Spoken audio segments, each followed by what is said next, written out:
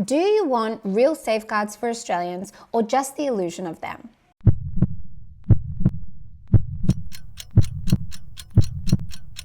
Right now in Darwin, the Northern Territory Parliament is debating a bill that would make the Northern Territory the last jurisdiction in Australia to legalise assisted dying.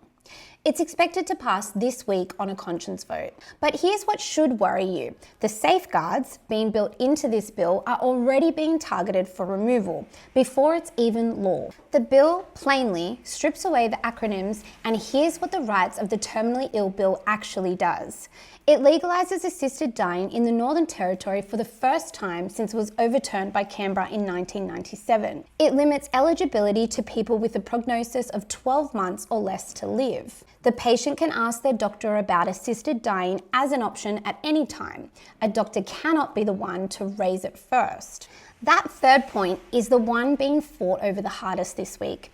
In the media, it's almost always called a gag clause, and as usual, language is being used to imply something quite different from what is actually happening.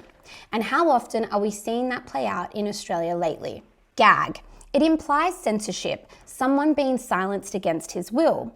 That's not what the provision does. The patient can ask his doctor about assisted dying as an option at any time, and the doctor answers that question honestly. What the clause does is keep the doctor from being the one to introduce death as a treatment option to a patient who hasn't asked for it. We need to call it what it is, a safeguard against a serious power imbalance. A dying patient is frightened, exhausted, often in pain, and trained to trust his doctor's judgment above anyone else's. If a doctor can raise assisted suicide unprompted, that judgment carries enormous weight. Even when it isn't meant as pressure, a patient can hear, "Have you thought about ending things?" The clause exists to make sure the idea comes from the patient, not from the person holding authority over his care.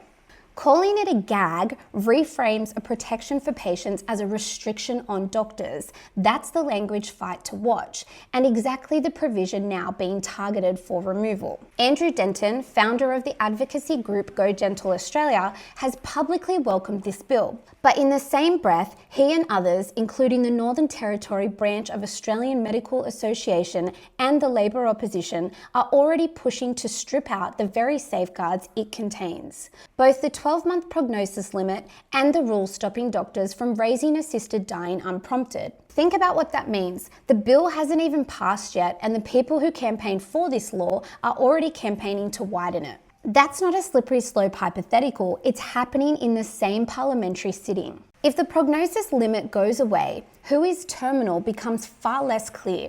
If doctors can raise assisted suicide unprompted, a sick, frightened, or depressed patient could hear it offered to him before they've even asked, from the person he trusts most for medical guidance. If you live in the Northern Territory and disagree with this bill, or you're worried about how quickly its safeguards are being targeted, contact your local MLA this week before the vote.